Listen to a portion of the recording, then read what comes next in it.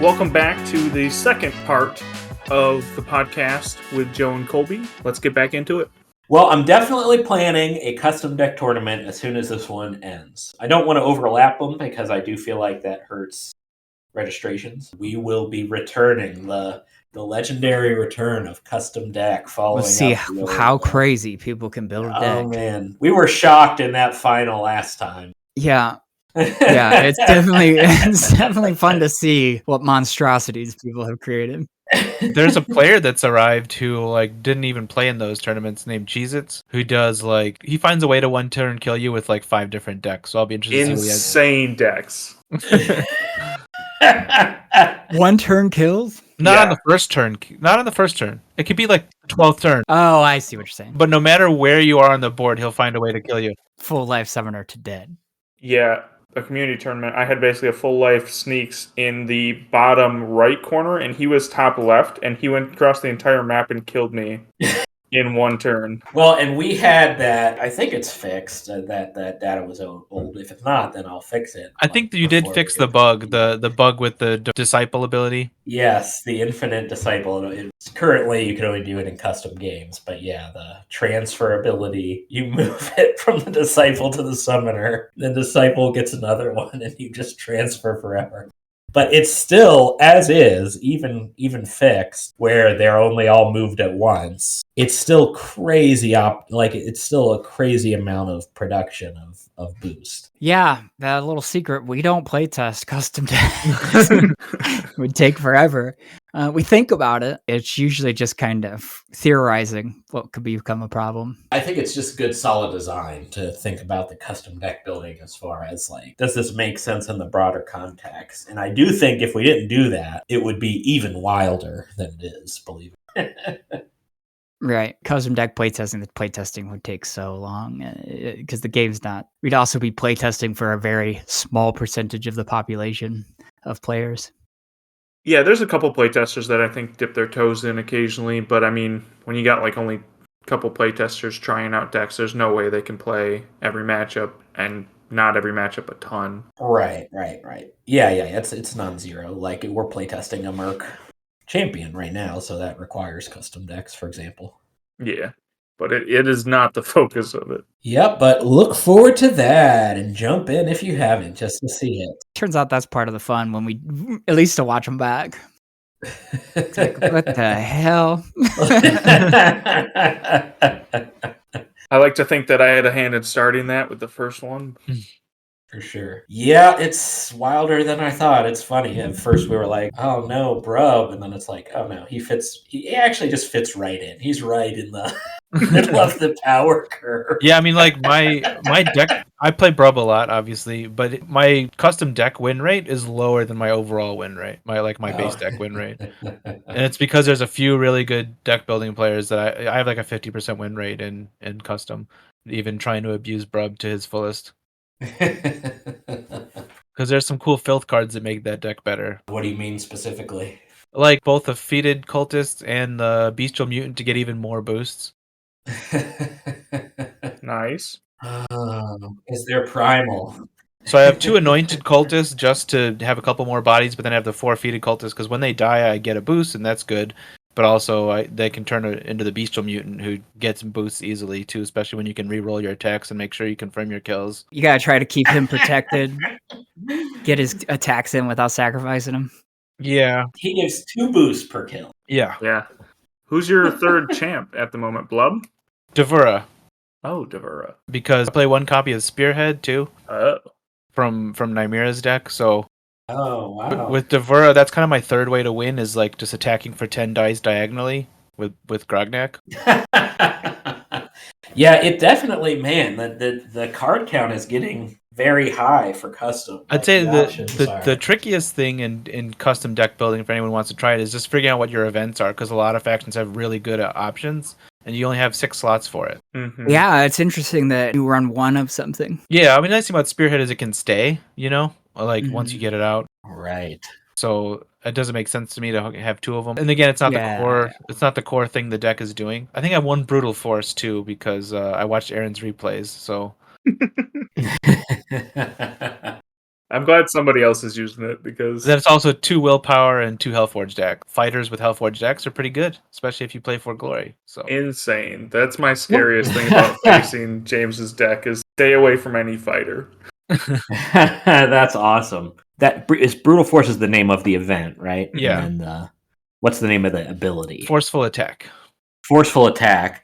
So we reused that in Mountain Vargath, right? Mhm. Mm-hmm. Currently, it's in the guild doors, and I think it'll stick around. The Ballista with a forceful Yeah. attack. We got a common unit, of course, the Gilded Defenders that have greater engage, a common with greater Ooh. engage. So Ballista to Gildorf is something I was setting up a lot in my playtests.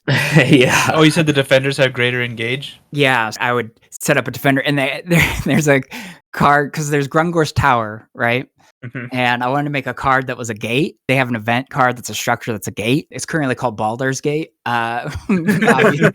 Obviously, you can summon a unit to it when you bring it out. You can immediately summon a unit to it when you build it, and so you can create those chain builds with expand, drop a Baldur's Gate, drop a defender out of that, and have already lined up a ballista to hit the unit that the defender is going to be engaged with. Sounds pretty cool. Nice.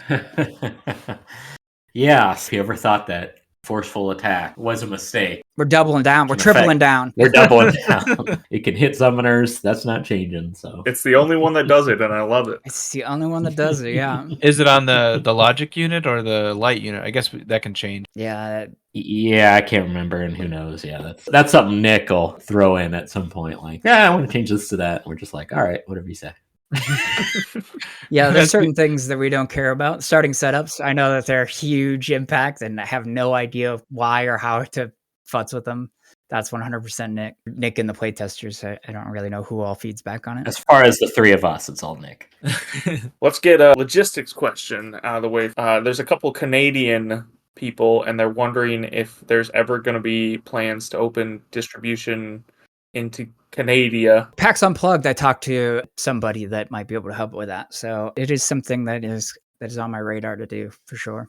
I think the shipping price has gone down. I think probably the price the last time they checked was with postal strike, and so we weren't able to send via USPS for a period, and the UPS rates always come back high. If somebody does pick UPS to Canada, I just refund them the difference, but something's wrong with the servers. Like they're pulling down a general UPS rate instead of like specifically ShipStation's UPS rate. Something like that. But yes, that's a lot of information you don't care about. The answer is yes, I am looking into that. We had a question. Would you ever like to commentate a game from like a tournament or a live league from the community? If we could organize that. I'd do it. I don't know if I'm going to be the best commentator, but I'd try to be entertaining. I think we have a blast doing that. So Yeah. we would. But yes, we have to be corrected sometimes by chat on our opinions. All right, maybe we'll look to that the next live league season, let you know when a game is coming up and try to coordinate that. we both have I would pair one of us with somebody who knows more. that's a good idea. Right? Color commentator and the play caller. We both always have opinions on sports commentary when we're watching football together. So I think that's part of why we enjoy it. Speaking of football, that is a question that I thought of during this podcast. Joe, I don't know how much you like football. I know that Colby is a Bills fan. Yeah, I'm a Steeler. Joe's a Steelers fan. Boo. Nice. I'm a Lions fan, so it's a good time to be a Good. Lions fan. Yeah, I enjoy watching them win for sure. Yeah, it didn't happen very often for a long time, so it's That's why it's enjoyable to watch it. yeah.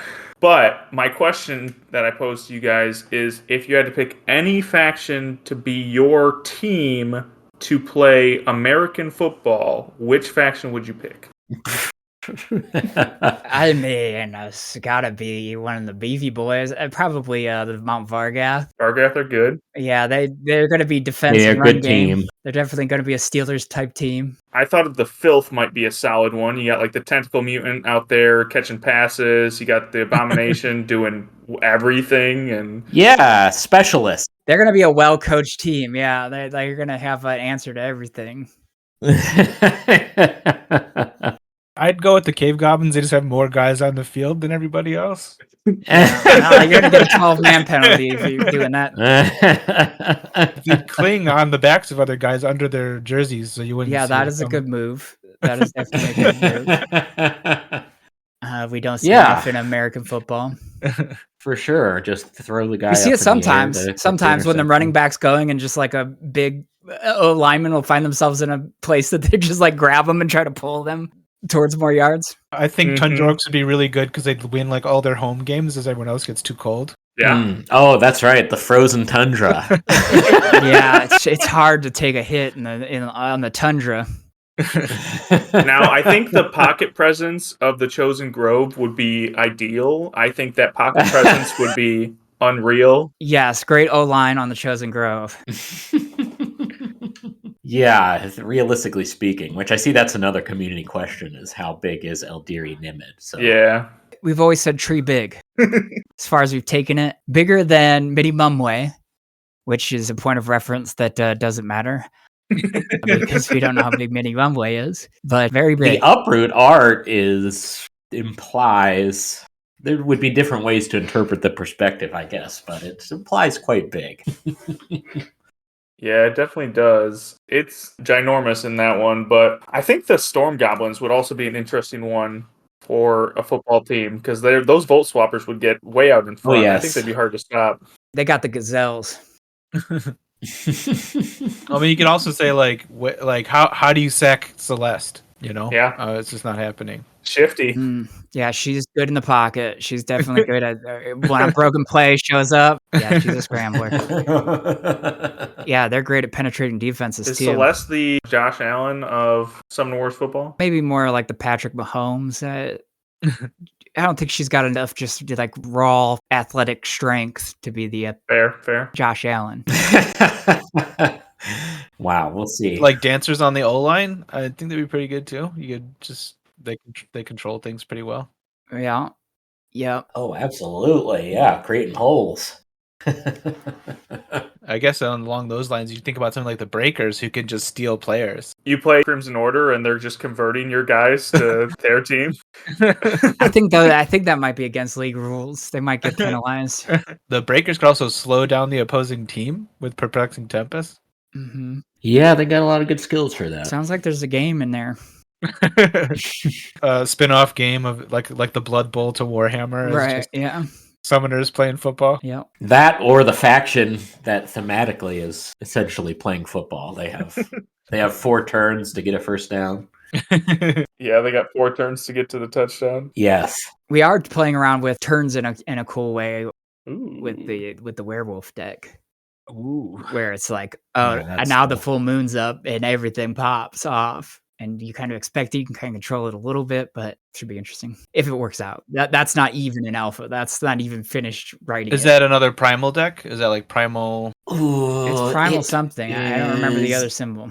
Primal dark? I don't No, think- that's Phil? That's the filth, filth. isn't it? No, I don't think it is primal. I think it's I think it's dark.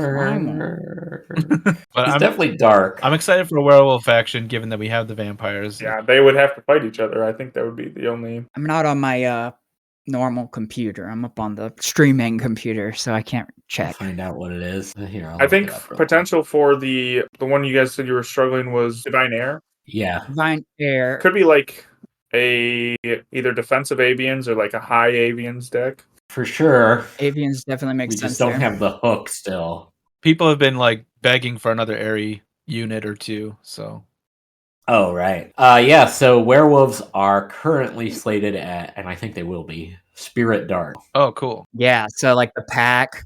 Yeah, Ooh, packs are fun. there's a lot of pack stuff in there too. The Divine Air could be owls. That sounds more like light air. Do we have a light air yet? No. Yeah, light air. That does make sense. We've got our Thornhold Dray and our werewolves. I'll give you 1 or 2 words on the other ones, which could change, which is Psychic Water. The word is actually Challengers. I won't go any further than that. Ooh. Circus Goblins for Fire. Trickster, which Colby is technically I love against, that. but we're just forcing it upon him. Nick sneak peeked that deck to the playtesters one time, and I thought it was hilarious. I think we at least have to make it Carnival Goblin. Circus Goblin. Light Primal Dance Monks. Dance. Dance. Dance or dance? Stance. Stance with an Dance. S. Oh, okay. Now it's Dance Monks. Yeah, there's a rhythm game that we're going to introduce.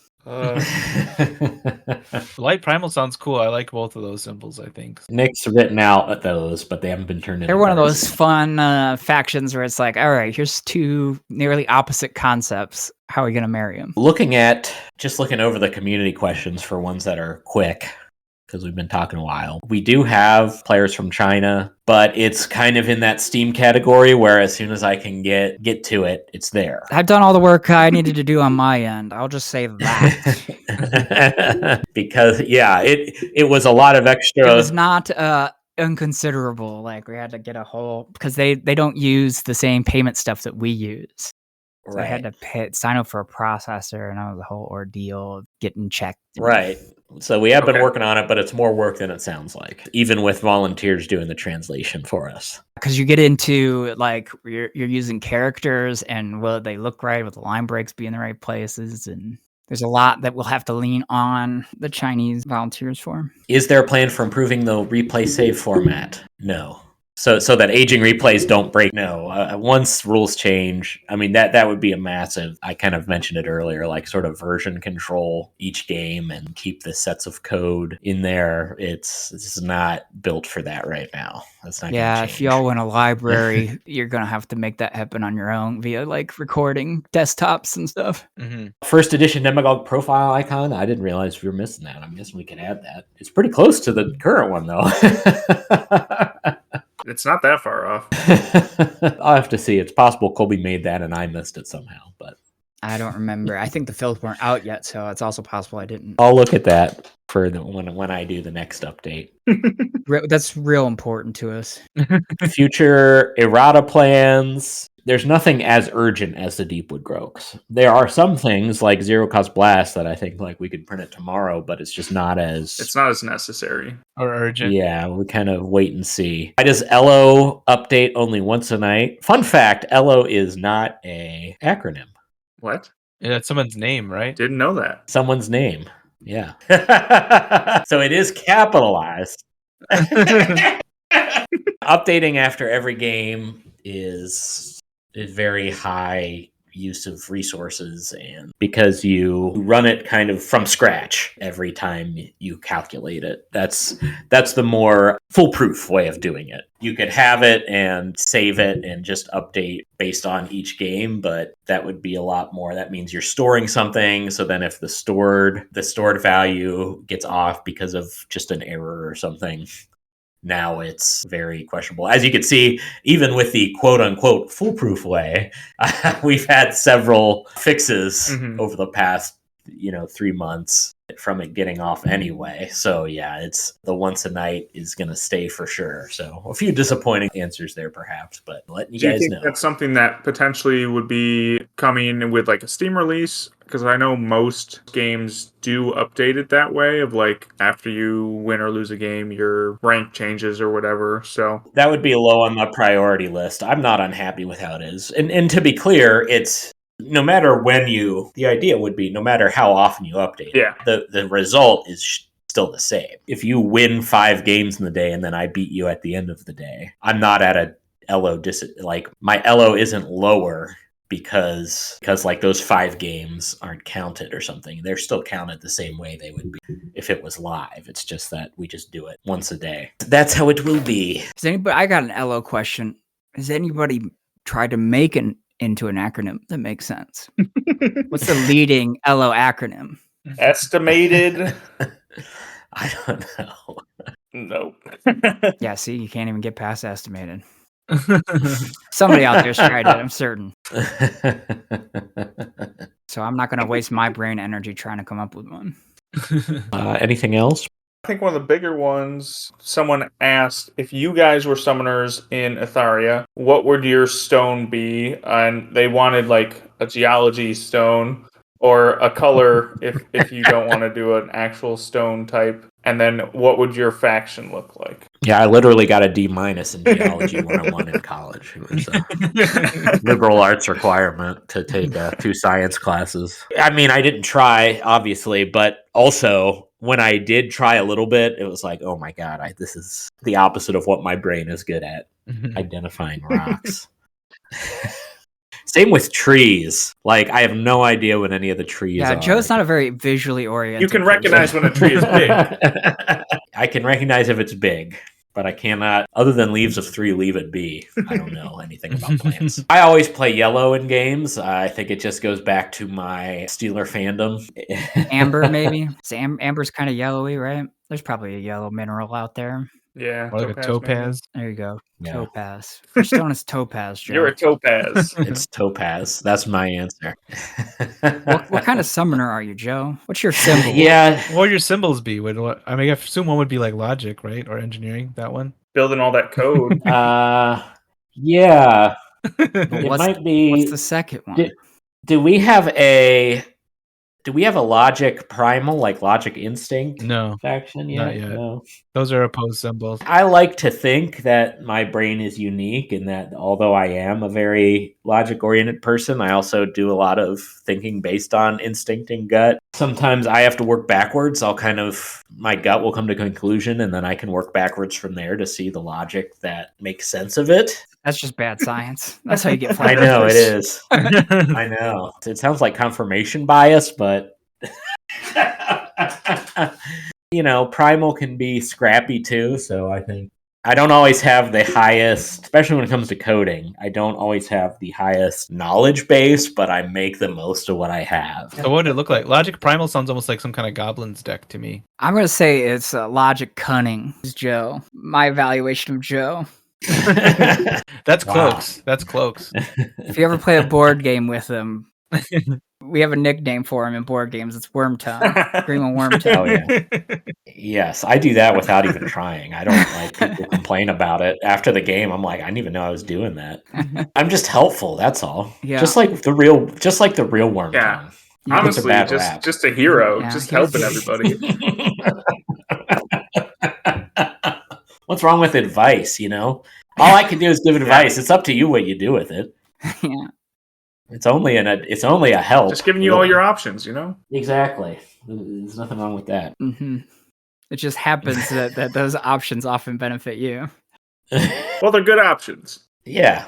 What about you, Colby? My stone is a geode, I guess, because that's what I thought of. And my symbols, probably divine, even though I'm an atheist, because I definitely have that black and white thinking that I have to There's no gray. curtail when I can. I know that the gray exists, but I have to keep myself from thinking in black and white. I don't know. Joe, what do you think? I gave you your second symbol. Help me out. Divine Colby. Divine growth because you've grown Plaid Hat.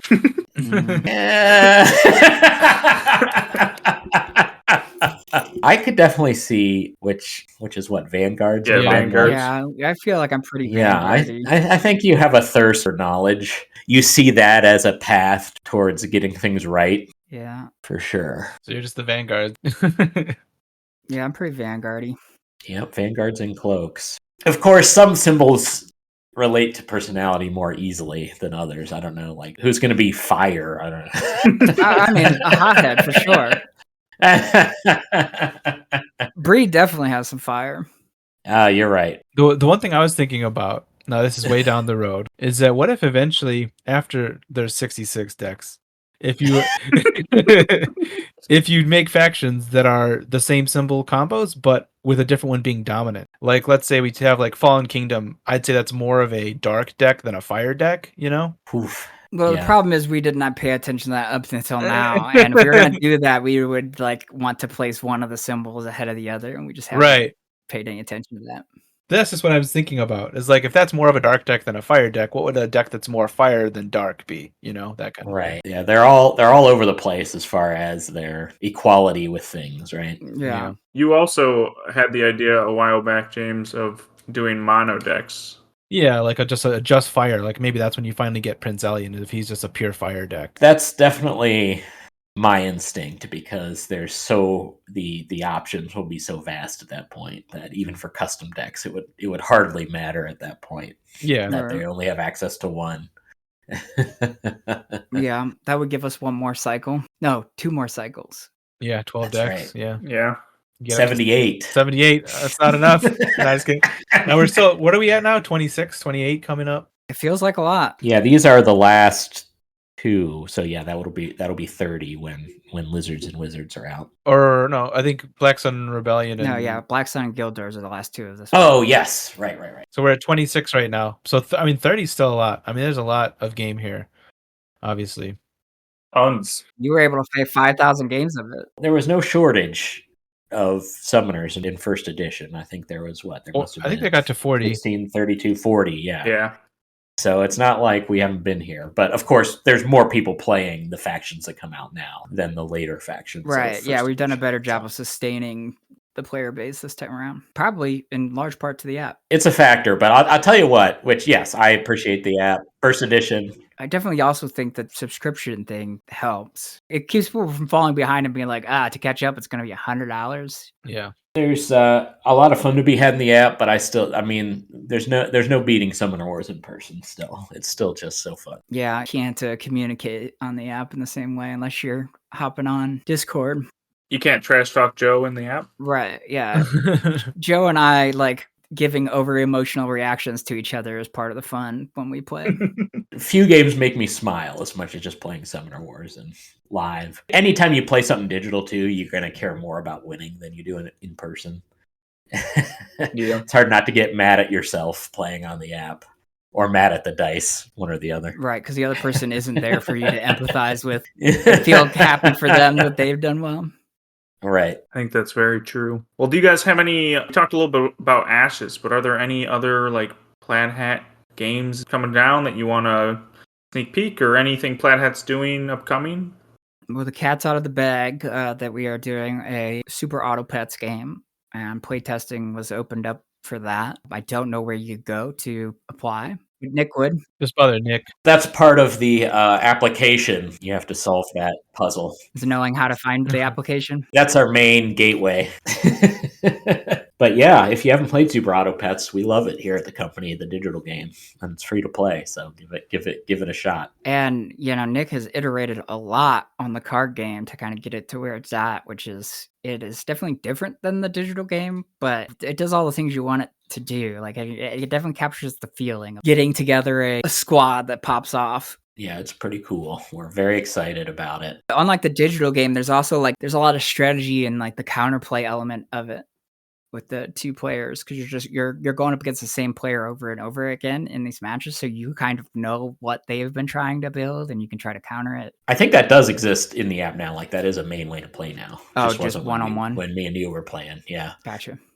From what Nick has said, we're in the middle of releasing Wandering Galaxy. Our backers have it. It's in like a beta state. Most of our backers have it. Canada, Australia, Asia still fighting the fulfillment companies.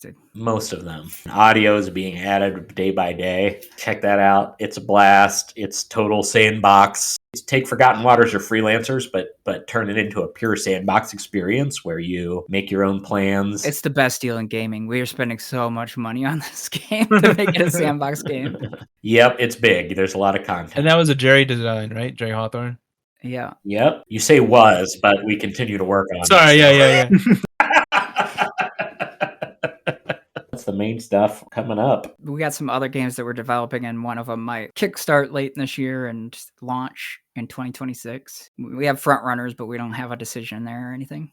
So overall, you've been happy with what Kickstarter has brought to the company? Yeah. I feel like it's definitely helped us reach a broader audience than we can on our own, just doing a pre-order or whatever. Yeah, for sure. We were marketing our games on hard mode previous.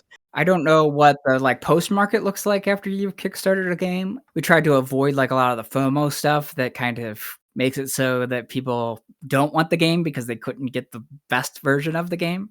We avoided that stuff. Hopefully that helps with the post market. But in our experience with pre-orders, the more the game got pre-ordered, the better it did once it hit the market. So we have yet to see, because I don't have numbers back. Release date is January 22nd. Any sales we've had so far, just speculation by distributors. Gotcha. A little early for me to ask that question so far. As far as versus our recent pre-orders, it was a clear win. And if anybody out there doesn't like what and feels that there are anti-consumer trends in the crowdfunding world, we agree, and we've done everything we can to not do those trends. Like Colby said about FOMO, all the negatives asking people for more money later. I also feel like we can do risks and stuff to the Ashes revamp rather than let Ashes just kind of go quietly into the night. Maybe a big moment for Ashes. Some of the stuff we have planned for it could reignite it. Yep. Ashes, reignite it. I get it. A licensed game with a license that isn't like huge. Seeing how many people we can onboard for that in the Kickstarter and being able to print to demand. With Wandering Galaxy, we had already printed the first print run because the production is so big. With Ashes and Auto Pets, we'll be able to run a Kickstarter and then see what the demand is before deciding how many we should print, which is huge for a company. Yeah, you don't want to have extra copies sitting out there, but you also don't want to undersell it. It's a real valuable data point before hitting that print button. Yep. So go sign up to follow the Ashes campaign if you haven't already. We've got a good start there after only 24 or 48 hours. So yeah, there's going to be a lot of exciting news. If you're an Ashes fan, we are doing right by you. So if you know an Ashes fan, if you'd like to become an Ashes fan, clip this from the podcast and share it. It's also going to be the perfect time to get onboarded. I feel like there's some crossover between the Summoner Wars community and Ashes, but there's some, I definitely think there's potential for more because there's some similarities between the games and they're both great games. There's definitely some people who do both. Not as many as there could be, for sure. There's definitely the Ashes fan base and the Summoner Wars fan base. And then there's Nick. Even the people who play both, they're usually like the ones who are stands are either one or the other, yeah. Well, I guess Nick, if we asked him the one time, he said he likes Ashes better. Yeah. The betrayal to the Summoner Wars community, but... Well, Ashes is what got him into it. Yeah, he came in as the Ashes developer. I actually started playing I had read the PvE rules and I was like, okay, this is a little tricky. And then when I actually demoed it at this year's Gen Con, I demoed it for most of the con. And I was like, oh my God, this is actually really smooth and really super fun. And once you get into it, really easy to play and very fast playing. And I started playing it just on a basic level, the deck that comes with the Chimera, playing each release and playing that deck against the Chimera. And it's been super fun. It's really cool. You definitely give it a shot. Yeah, a lot of good polish goes into that game. And we are working on kind of the prickly bits that might have scared you off if you read the PvE rules. Yeah, I would like to give Ashes another chance at some point. I played the original version and owned it for a while, but I have not played anything since the revamp. Yeah, the revamp, there was some balancing that happened in the revamp that your average player probably wouldn't have noticed. A lot of it was about trying to get a better foundation after a game's been out for a while, and we were still pretty new to game development when we first released it. You can find the weak points and kind of the rules and trying to straighten those out. And so there were cards that we wanted to remove, some of the instances kind of spiraling out of control and how to resolve that. So if you liked the first edition, the second edition is that but cleaner. And if you're not a fan of PvP, the PvE it's a miracle. Honestly, the design goal that we set of like, hey, take this game that's been out for 10 years and then let's build a new system for it where you can just use the decks as is that are PvP decks. The fact that we pulled that off and the result is fun is something to behold. Yeah, sounds cool. And by we, I mean Nick. I contributed a little bit. We did it, guys. But only by making the job harder for him, being like, well, this needs to be more 1-to-1 and stuff like that. Well, speaking of non-PvP aspect to a game, I did want to mention one of the players that I forgot to toss in our outline here had asked about the Horde mode and if there's any changes coming for that. I think it's been stagnant for a little bit. Oh no, yeah, I need to add the things. There's not a big change, but I need to make it automatic so that it updates every day. Yeah, sorry, I didn't realize it had run out of the ones that I had queued up. So I will do that right after this call, get that up, and I can make it so it does it automatically. I just haven't had time yet. It's not a huge draw, but I didn't spend too much time on it.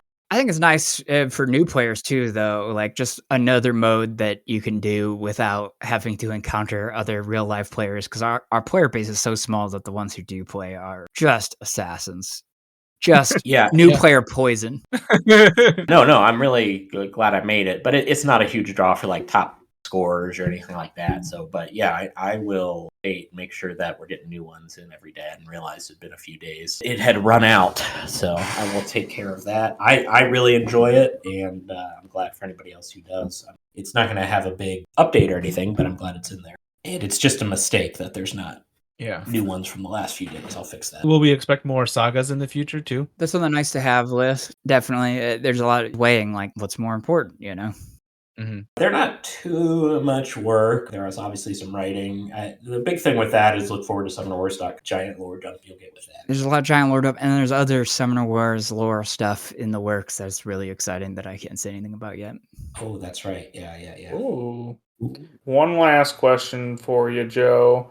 So this tournament that's ongoing, for the second round groups, the groups just look like two of them got like smashed together.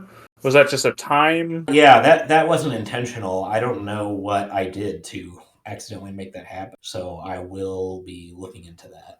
Okay. For the custom deck tournament. Very different from the ones These before. podcast interviews often turn into a to-do list for Joe. I feel like everything turns into a to-do list for Joe. Yeah.